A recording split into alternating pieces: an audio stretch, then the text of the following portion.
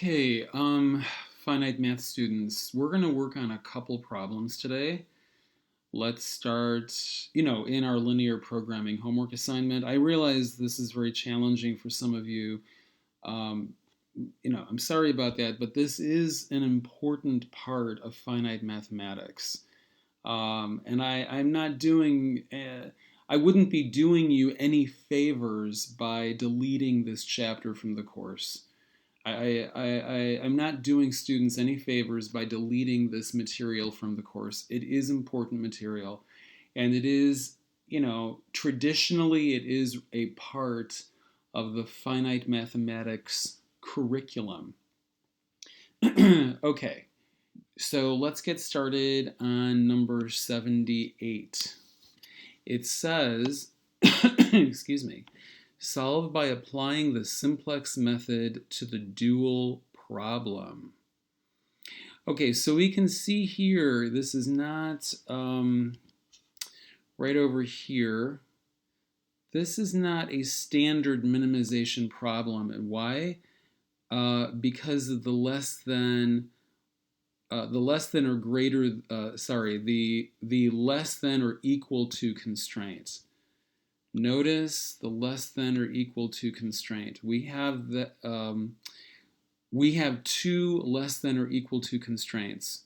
The first two constraints use the less than or equal to sign. So this is not a standard minimization problem. We can change that a little bit if we multiply through by a -1. Okay, so if we multiply by -1, we're going to have negative x1 minus x2 is greater than or equal to -10. The next constraint would be negative x3 minus x4. And that's going to be greater than or equal to -25. Now, of course, the problem is you're not supposed to have negative numbers on the right side. We know that from studying the chapter, or at least we should know that from studying the chapter. However, we can fix that through the principle of duality. Okay, because remember, if you use the dual, then these values here, -10, -25, 20, 15, those values are going to become the coefficients of the new objective function. So let's see what we have here. Let's see. We are going to have matrix A is equal to 1, 1, 0, 0. So remember, we have x1, x2, x3, x4. There are four decision variables. 0, 0, 1, 1, 1, 0, 1, 0, excuse me, and 0, 1, 0, 1.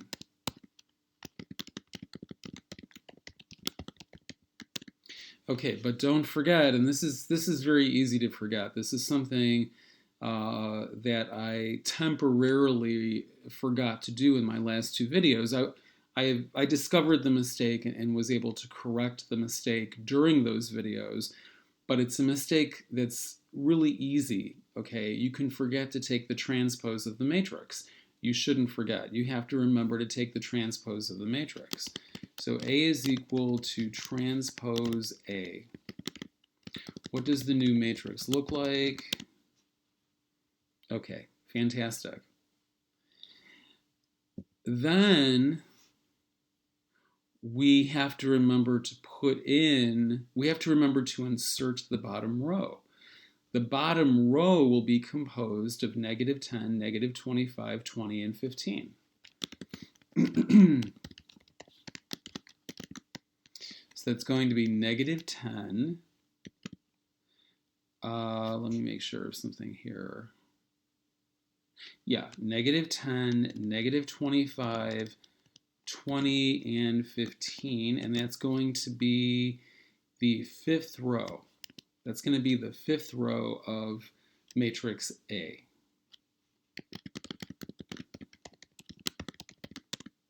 Okay. Let me just take a drink of soda here to wet my whistle. One moment.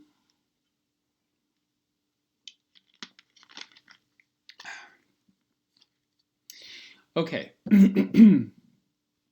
So I can see here a matrix of 5 rows, right?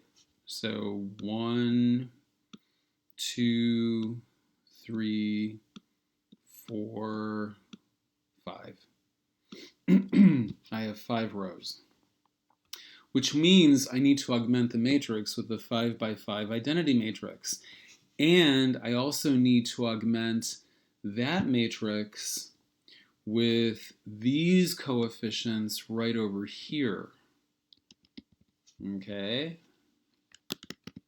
So then join matrix A, identity matrix 5, 10. Oh, one moment. One moment. Okay, so so easy to make a mistake here. So it's very, let me start over again. Hold on one second. We're going to clear A. Clear A. Okay, this part looks good. This part looks good. This part doesn't look good. So this part, so these coefficients are fine, but the problem is their signs are going to be reversed in the bottom row. So remember I said this is a negative 10, negative 25, positive 20, positive 15. Those signs are going to have to be reversed. So this is going to become positive 10, positive 25, negative 20, and negative 15. So let me make sure, okay, that is correct. So this becomes a negative 10, negative 25, 20, 15, but when I put those values in the bottom row, their values must change sign. So the negative 10 becomes a positive 10, the negative 25 becomes a positive 25, the positive 20 becomes a negative 20, and the positive 15 becomes a negative 15. That looks a lot better. That looks a lot better. Okay, so let's see. A is equal to, excuse me, join A, identity matrix 5, and excuse me, my constraints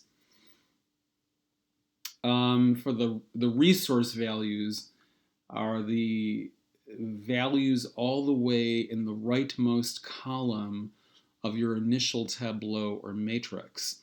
The resource values, once again, the resource values are the values that are in the rightmost column of your initial tableau or matrix. So if you're using duality, these are going to be those resource values, okay? So we're going to have 10, 8, 10, 12, and 0. Remember to use the number 2 when you're using the join function, because we're joining matrices, not linear lists. Matrix form. Okay, that looks really good. That is our initial tableau for this problem.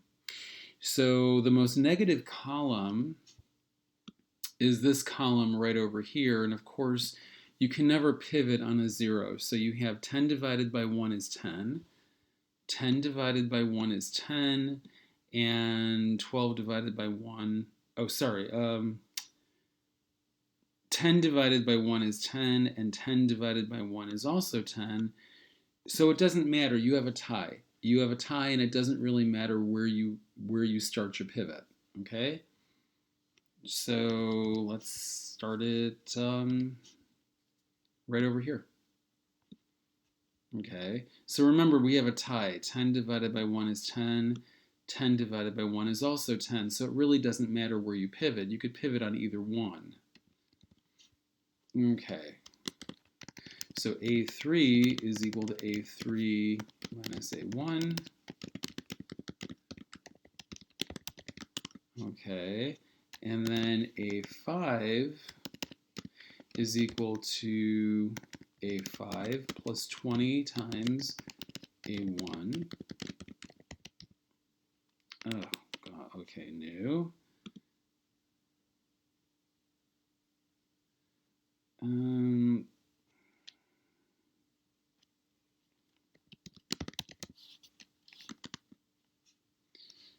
Okay, 1 second.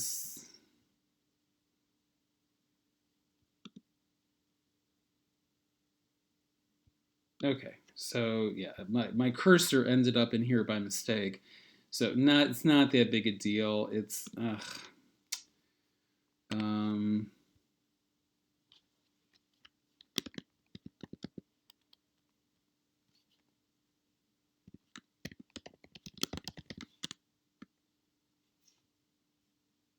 yeah, that's fine. Okay, so input 11. Yeah, so this is because of the laptop I'm using. The cursor's a little weird, so sometimes the cursor is kind of hard to control. Let me make sure we're okay here. Everything looks good. Okay, so we have a negative value here. Negative value here. So we have, you can never pivot on a 0. Never pivot on a 0. 8 divided by 1 is 8. 12 divided by 1 is 12. We're going to have to pivot right over there. Okay. So then A4 is equal to A4 minus A2. And A5 is equal to A5 plus 15 times A2. And okay, we are done. Let's make sure we have enough basic columns. We have 4 constraints. We should have 4 basic columns. So we have 2 basic columns here, and we have 2 basic columns over here. This one doesn't really count because this column represents the objective function. It never changes, so don't worry about it. But I see 2 basic columns here, 2 basic columns here, 4 constraints, 4 basic columns. We're good. Okay? And we're done. So the minimum value of C is 320. And let me make sure, let me see here, hold on 1 second. So the minimum values, I'm looking for the last 4 values of this row. Don't worry about these values here, just worry about the last 4 values right here. So we have x1 is 20, x2 is 15, x3 is 0, x4 is 0. And the minimum value of C is 320. Oops, wait a minute. Ugh. Okay, so we have x1 is 20. Nice. x1 is 20, x2 is 15, x3 is 0, x4 is 0. And that should be correct. Okay, so what just happened? Why isn't this correct? Okay, what is the problem here? Well, let me check my values. Hold on a second. Maybe there's, hold on a second. This should be okay.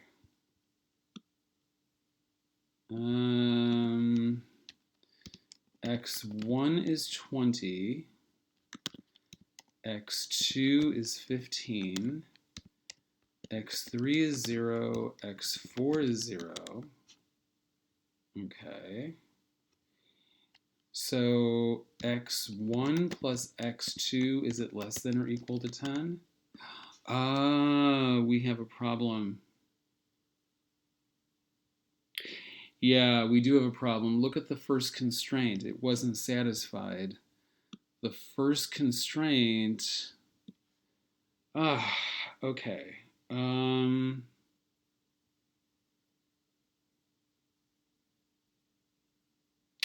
Oh, I think I know exactly what happened because I forgot. Okay, I think I know exactly what happened here. Because if I go back to the very beginning, these values should be negative.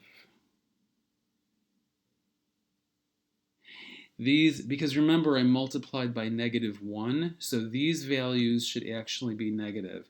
So you know what? That's my mistake. -1, -1, -1, -1. Yeah, that's a mistake because remember, in order to turn this into a standard minimization problem, I have to reverse the direction of these inequality signs, so these values become negative. Okay.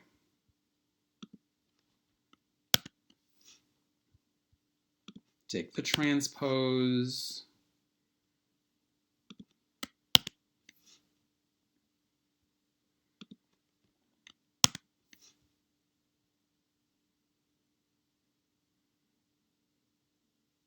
Okay, so the rest now I'm going to erase. So this should be our initial tableau. Let's start this problem over again. This is a very tricky problem.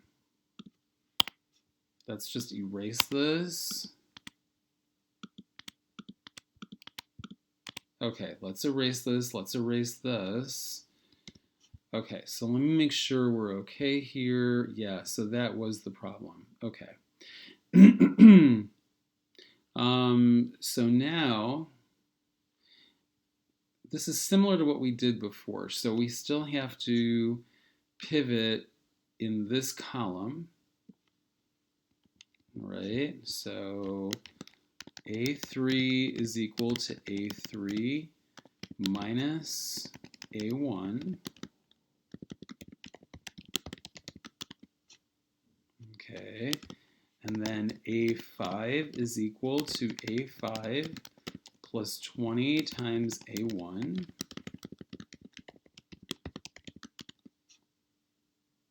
So we still have a negative number right over here. In the bottom row, we have a negative right there. 8 divided by 1 is less than 12 divided by 1, so we're going to pivot right over there.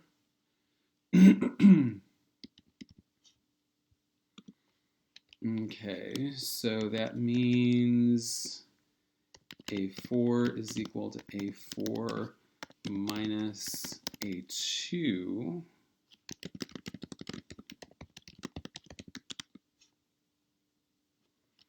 And then A5 is equal to A5 plus 15 times A2.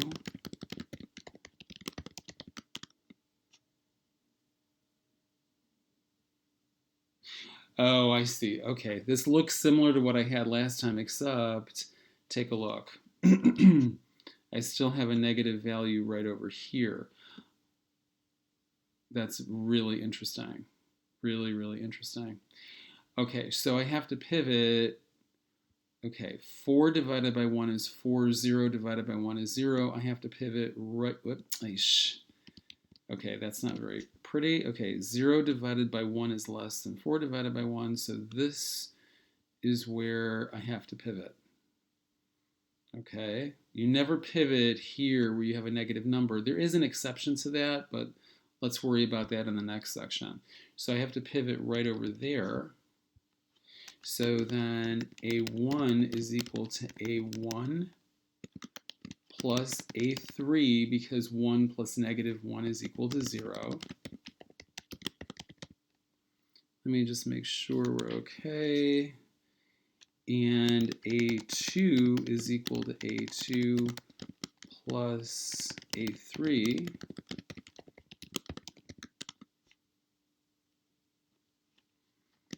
And we have A4 is equal to A4 minus A3.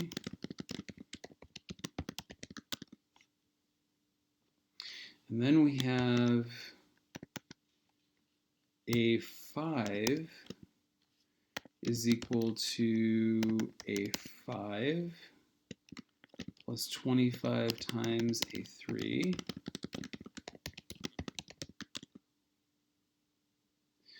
Okay, but we're not done pivoting because I can see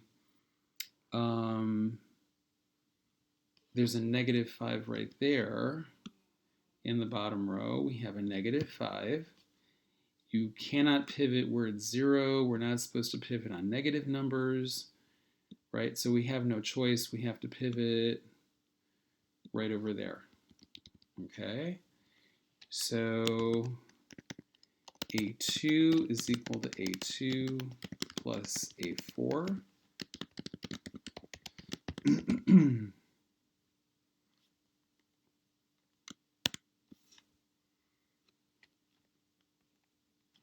And then A3 is equal to A3 plus A4.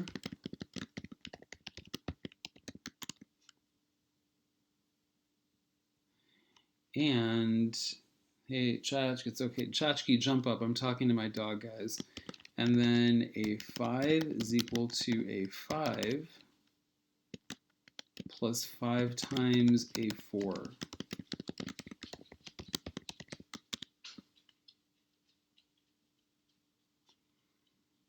Okay, so according to this, okay, x1 should be, let's see,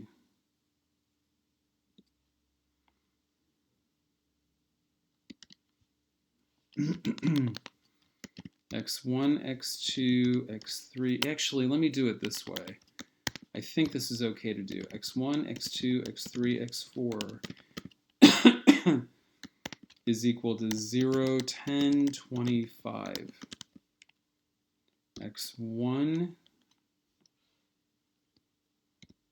x1 should be 0, x2 should be 10, x3 should be 20, x4 should be 5.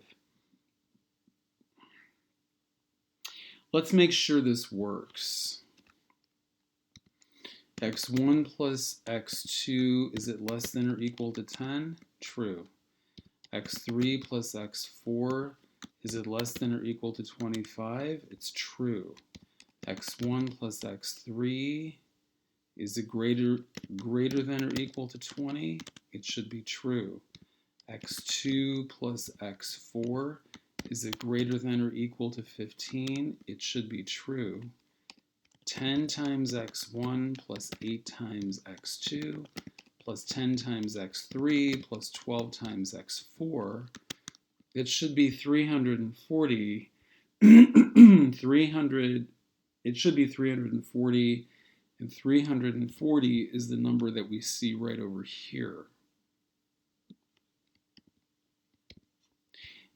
It should be correct. This should be correct. So this number here should be 340. Okay, and excuse me, x1 should be 0. X2 should be 10. x3 should be 20, x4 should be 5. All right, so the minimum value of the objective function c should be 340, x1 should be 0, x2 should be 10, x3 should be 20, and finally x4 should be 5. That should be correct. That is correct. Okay. These problems are challenging, no doubt about it. These problems are hard work, but they can also be very fun and rewarding. And personally, I think Mathematica is a lot of fun to play with. It's a lot of fun to play with. Okay, what time do we have?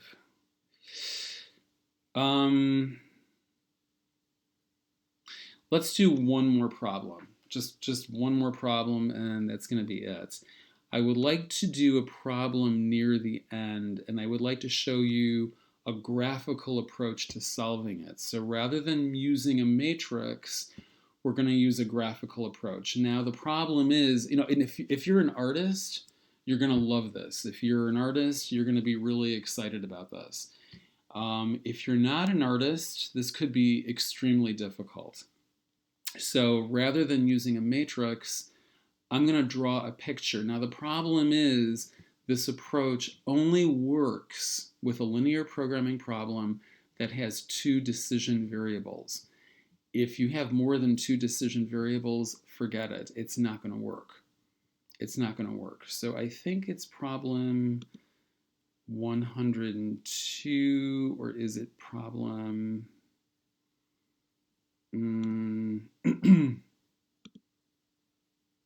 104?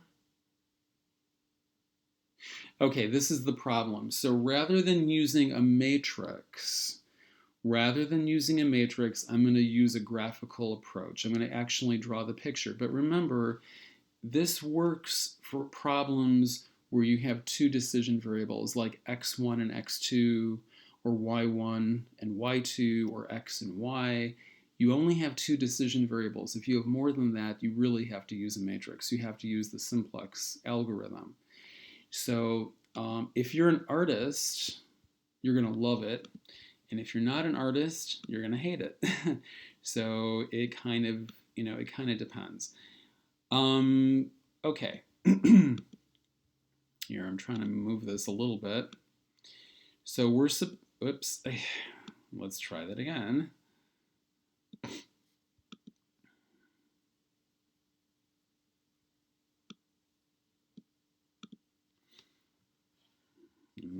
Hold on one second. Okay.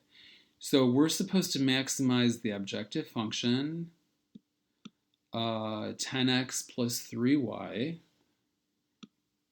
subject to the following constraints. Okay.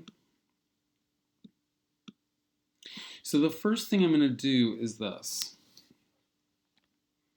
Let's turn these into just regular equations. All right. So equation 1 is equal to negative 12 times x plus 6 times y is equal to 60. Equation 2 is equal to 10 times x plus 8 times y is equals 236. So right now I'm ignoring these inequality signs. I'm just treating these as regular equations, regular linear equations, okay?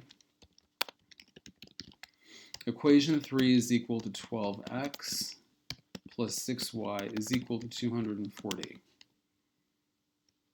Okay. So, let's see, solve. Equation 1, what happens when x is 0? What is y? Y is 10. So that means equation 1, y-intercept is equal to to 0, 10. That's the equation 1 y-intercept, 0, 10. Equation 1, what happens when y is 0? What is x? X is negative 5. So the equation 1 x-intercept is negative 5, 0. Okay, what about equation 2? What happens when y is 0? Y is replaced with 0. What is x? Let's see. Okay, x is 23.6. Let's see, hold on one second. So that means equation 2 x-intercept is equal to 23.60.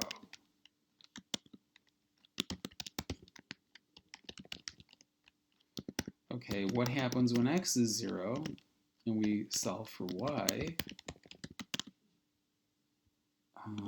Let's see. Okay, so equation 2 y-intercept is equal to 0. Chach, just be still. I'm talking to my dog there. 29.5. Okay. And then equation 3, what happens when y is 0? We're going to solve for x. Okay, so equation 3, x-intercept is equal to 20, 0. And solve equation 3. What happens when x is 0? Solve for y. Okay, so equation 3 y-intercept is equal to 0, 40. So it's good to have those points. We have those points, okay? We have those points. So let's take a look at our x-intercepts. Equation 1 x-intercept. Equation 2 x-intercept. Equation 3 x-intercept. And remember, x and y have to be greater than or equal to 0. So we can see 23.6 is bigger than 20. 23.6 is bigger than 20. All right, so that's going to be our maximum value, our potential maximum value of x. All right, so I'm going to put that in here. X max is equal to 23.6. And what about the y-intercepts? Intercept, equation 2 y-intercept. So I have the equation 1 y-intercept, equation 2 y-intercept, equation 3 y-intercept. Okay, 29.5, well no, 40 is bigger. 40 is bigger than 29.5, and 40 is also bigger than 10. Okay, so our y max is going to be 40. All right, and x-min, well, we should use 0 and 0. To make a better picture, let's go a little to the negative. So I'm going to say x-min could be, negative 2, and y-min could be, negative 4. I'm just trying to create a better picture. So now let's build our picture. we're going to build our picture. Okay, so solve for y. Okay, we have 60. I'm looking at the first inequality, or first equation. 60 plus 12x divided by 6. 236 minus 10x divided by 8. So let's see. 60 plus 12x divided by 6. 236 minus 10x divided by 8. And finally, 240 minus 12x divided by 6. Okay. And x should go from x min to x max. Okay. Plot style. So we're going to say, let's see, the first equation should be absolute thickness can be 5. And we will say green. And the second equation, I like a nice thick line. This can be blue. That's the second equation. And the next equation, absolute thickness 5. This can be red. Oop. And oh, the plot range. Plot range.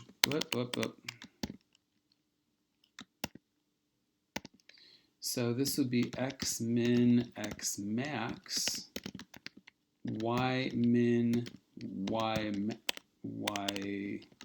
max.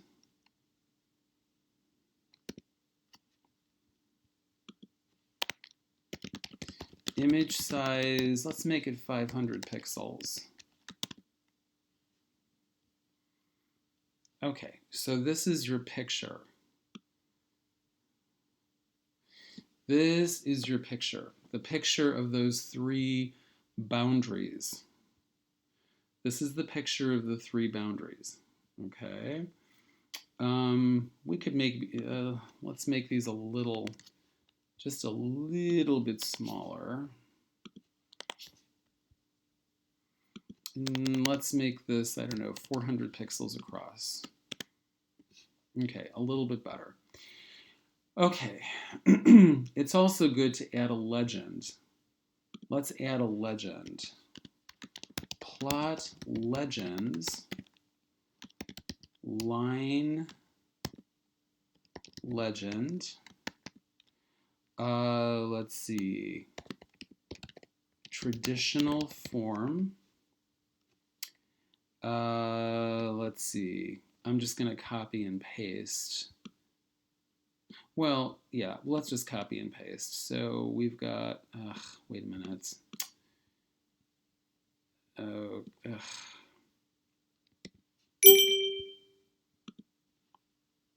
oh, wait a minute, that didn't work. Hold on a second.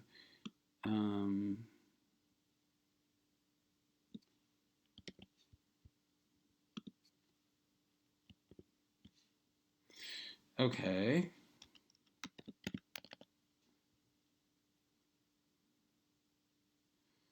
And 1 second. Traditional form y is equal to this one right over here. Okay.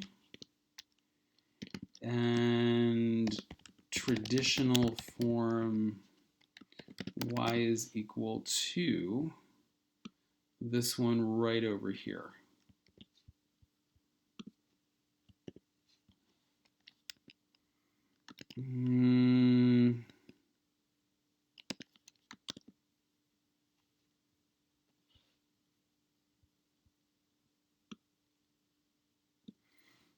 Okay, it's not dreadful. Well, I guess the default is blue. Okay, so actually we can add line legend. Is it line legend width?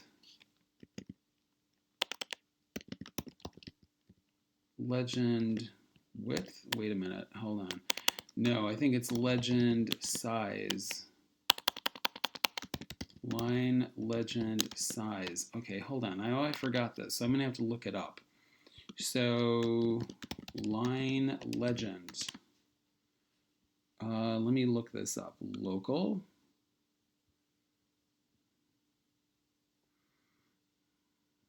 Options. We have a lot of options. Oh, legend marker size. This is the function that I want. Legend, I forgot the name of it. So let's look, okay. Legend marker size. Legend marker size. I want these to be kind of long, but I don't want them to be very tall.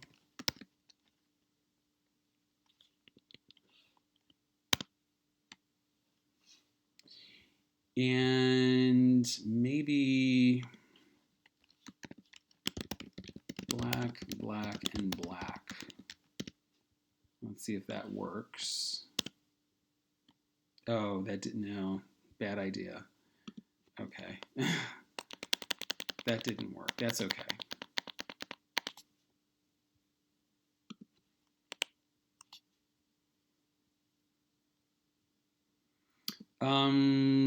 Actually, style, font color is black. Let me see if this works.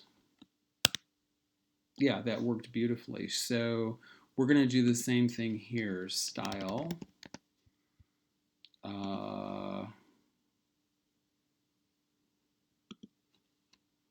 1 second. Font color is black. And we'll do the same thing here. Style. And font color is black.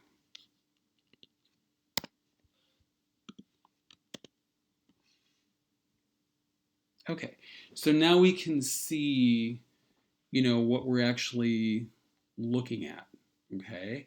So the green line represents the equation. The green line represents the equation y is equal to, 1/6 times 12x plus 60, and that corresponds to the first constraint. The blue line is y is equal to 1/8 200 times 236 minus 10x. That's the second constraint. And then the red line represents y is equal to 1/6, 240, 1/6 times 240 minus 12x. That's the third constraint. Okay, and we're in the first quadrant. This is the first quadrant. Okay. So that represents these two constraints right here. X is greater than or equal to 0, and y is greater than or equal to 0. Okay, so there you have it. Next, the next thing to do is to plot the feasible region. Hold on 1 second. Region plot. Okay, so the region plot is going to be given by, let's see. The region plot is going to be given by negative 12x plus 6 times y less than or equal to 60. So this time I have to observe those inequality signs. And, the double ampersand sign means and, 10x plus 8y is less than or equal to 236, and 12x plus 6y is less than or equal to 240, and x is greater than or equal to 0, and y is greater than or equal to 0. X will go from x min to x max. Y will go from y min to y max. Boundary style will be absolute thickness, let's make it thick, 7, and we're going to make it black, and the plot style will be yellow. I'm combining two pictures, which means I need to use the show command, embed everything within show, embed everything within show, and this should look pretty good. Let me check, let's see, negative 12x plus 6y is less than or equal to 60, 10x plus 8y is less than or equal to 236, 12x plus 6y is less than or equal to 240. Okay, so we should be good to go. Okay, so we can see from this picture, excuse me, we can see from this picture that we have 5 corner points. There's a corner point right here, there's a corner point right here, there's a corner point right here, there's a corner point right here, and there's a corner point right over here. So we have 1, 2, 3, 4, 5. We have 5 corner points. Okay, but what are they? We need to know what are the corner points, right? Okay, so this one's easy. The first corner point is 0, 0. So corner point 1 is equal to 0, 0. Corner point 2 is equal to equation 1, which is the green, that's represented by the green line, y-intercept, which is 0, 10. This is another corner point right here. Corner point 3 is equal to the red line. Okay, the red line represents the third equation, equation 3, x-intercept, that's 20, 0. We need to find these 2 points right here. So where does the blue and the red, okay, the blue and the red, where do they intersect? The blue and the red. The blue and the red lines, where do they intersect? Well, the blue and the green lines intersect here. The blue and the red line, okay, so we have to figure out where do the blue and green lines intersect. Okay, that's going to be right over here. And then that's the intersection of the blue and the green lines. And then what about the intersection of the blue and the red lines? Okay. So let's figure that out.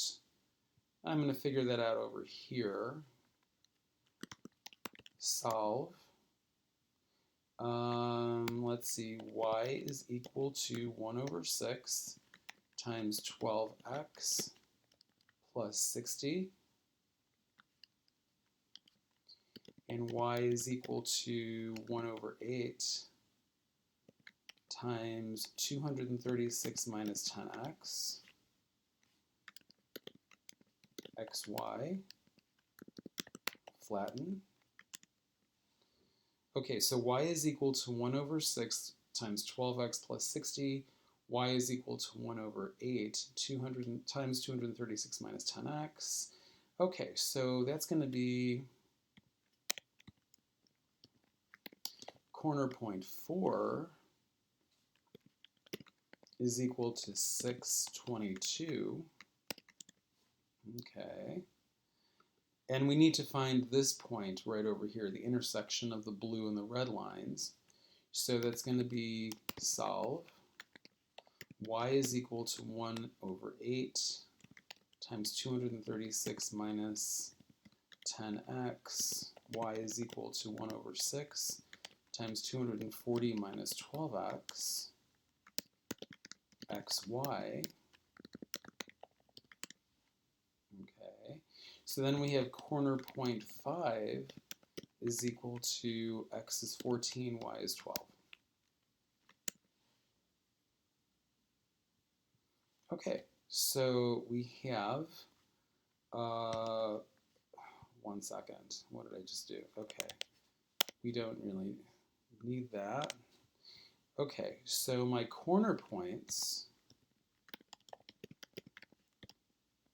corner point 1, corner point 2, corner point 3, corner point 4, and corner point 5. So we need to know which one produces the maximum. This is a maximization function, so which one produces the maximum? So that should be easy. Okay, that should be easy. So what I'm going to do is map a function,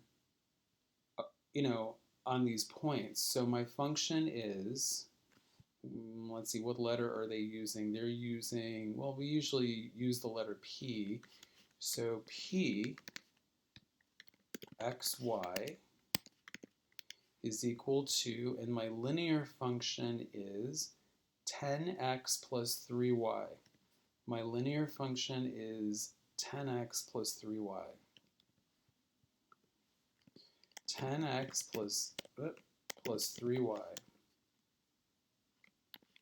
So I'm going to map this function. Here's how I'm going to do it.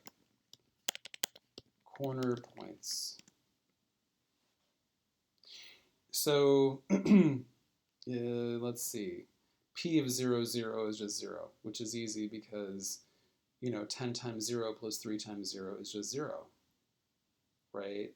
And then 10x plus 3y, the function 10x plus 3y applied to 0, 10 gives me 30, etc., etc. So the maximum is obviously going to be found at the let's see, 1, 2, 3, 4, 5. Right over here, 200 is the maximum. You can't even see it now, sorry about that. It's going to be the third corner point. It's going to be the third corner point.